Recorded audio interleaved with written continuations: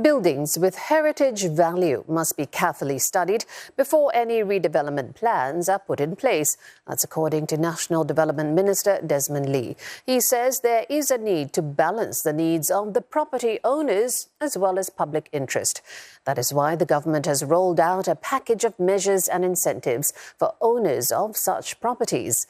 In an exclusive interview with CNA's Metteo, Mr. Lee also touches on a wide range of issues, including moves to make sure housing remains affordable, the property market stability, as well as recent measures to help young couples own a home earlier. The government has been launching a steady supply of flats as well as several rejuvenation efforts in the last few years. So moving forward, how do we balance land use with heritage conservation as well as the environment? Now, Singapore is looking to redevelop Gillman Barracks as well as Mount Pleasant, right? No, thanks, Rebecca, for having me. Indeed, we need to continue to rejuvenate and develop Singapore. But at the same time, even as we develop sites to meet our housing needs and the needs for recreation, education, healthcare, aging and so on, we also want to make sure that our city retains its character and its soul in the form of the protection of heritage buildings, and also ensure that we are truly a city in nature, that we maintain and protect our greenery and ensure that our biodiversity thrives in our city as well. That is why when we open up sites that have got heritage or environmental value, we take great care. For example, when we looked at the old police academy in Mount Pleasant, we decided to convene a heritage study. To look at the site, we engaged stakeholders like the larger police fraternity, we engaged heritage experts, academics, historians. We also brought in environmentalists because there are streams in there, there are green areas, and as a result we are able to develop or plan the development of Mount Pleasant, taking into account our needs, but also the need to protect heritage buildings, protect the Parade Square in Mount Pleasant because of its historic value, and also protect green areas, including some of the streams. Some older buildings in Singapore, especially those post-independence, we are also looking at them. For example, Golden Mile Complex, old building which can have a fresh new lease of life breathed into it. And there, the tension is between owners who are looking at realizing the full potential of the property that they've lived in or run businesses out of, versus the public interest in ensuring that a building of such historic importance is protected. And there, we decided to roll out a suite or a package of measures and incentives to ensure that we strike that right balance. Conserve the building, but at the same time making sure that the owners and operators of the building feel that they're taken care of as well, and that their needs are taken care of. Now that the property market is stabilizing and we are sort of in this post-pandemic period, what is your outlook of the property market over the next few years, and what are some concerns that you'll be keeping watch on? It does take time to restore that balance because, injecting supply, changing the property market psychology, adjusting the parameters of various cooling measures, all these take time to filter through the market, and even then you cannot ever be quite certain of what the impact will necessarily be. When the market is buoyant and you use tough measures to discipline the market, that's one thing, but at the time when we made some of these moves, in terms of supply and demand, we were in the thick of a major crisis, unprecedented crisis that disrupted people's lives. We've been working very hard to bring stability, to ensure that both on the supply and demand side, we bring them back to balance. So on the whole, you started to see BTO application rates have come down to below pre-COVID levels. You've seen the BTO supply going up significantly. We've injected enough supply and met about 2/3 of our commitment to build 100,000 new flats or launch 100,000 new flats between 2021 and 2025. And in the first half of this year, our GLS supply was the highest in more than 10 years. And we will monitor closely, and we're prepared to inject more if the demand so requires. Have started to see the property market stabilize, and we have to watch carefully over the next few quarters. The outlook economically is not clear. It's not likely to be benign. We see interest rates staying higher for longer.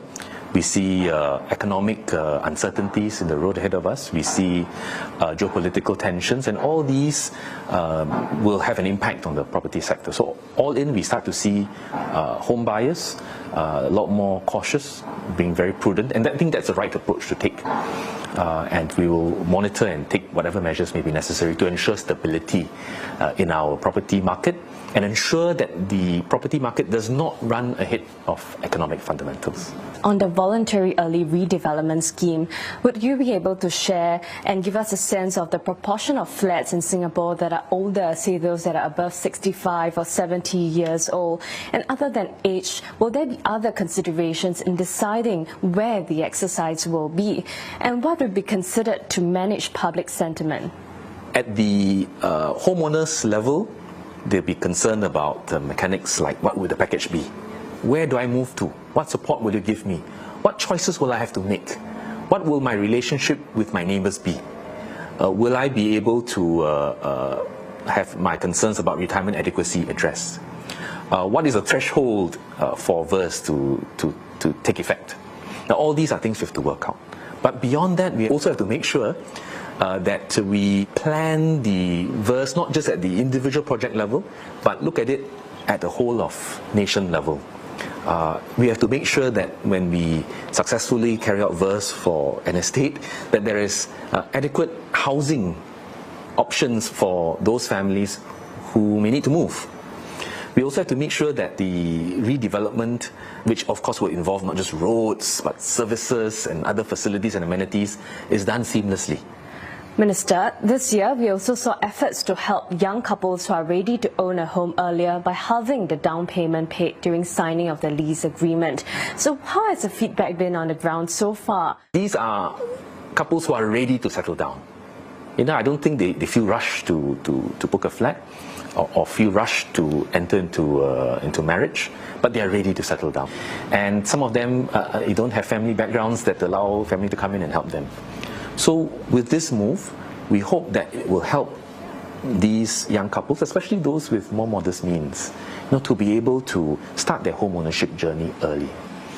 In terms of those who say, well, actually the nub of the problem is in terms of waiting time. It's not so much in terms of staggering down payment. I would say that let's look at the overall package. We've caught up with a lot of the delays and are on track to deliver the keys for delayed units by next year. That's our commitment. In terms of overall waiting times, they've come down significantly because of HDB's efforts to do standardization, to do design, to do procurement in an effective way, to raise productivity in the construction of HDB flats. And for those who are concerned about the prices of BTO flats, we have maintained through our market discounts and subsidies the prices of BTO flats that were launched during COVID. You can see that during COVID, the resale prices went up, but BTO prices have largely stayed stable during this period, and that's a result of us putting in more support through subsidies and market discounts. In addition to that, for those who are starting out in life but want to book a flat in, say, a more mature part of town, near to their parents or nearer to the workplace, whether in a center part of town or in the town surrounding the city. In October this year, we'll have the Prime Plus and Standard scheme come into play that will help to ensure that flats in more central or more mature parts of Singapore with a lot more amenities, transport and other amenities are affordable. And this of course means it comes with trade-offs in the form of more stringent criteria to ensure that those flats are tilted in favour of owner occupation rather than for asset monetization. Minister, on the PPHS voucher scheme, would this add fuel to the HDB rental market and raise rents, especially we are expecting that rents will come down this year? We are very mindful that if you put in measures on the demand side of the house in the form of vouchers or subsidies, there's always the potential for it to fuel inflation and for the subsidies to be creamed off. And then it doesn't really help the families. That is why when rents were really actively on the upward march, you had to be very careful in putting in such a measure. Now we started to see some stabilization in the overall rental market.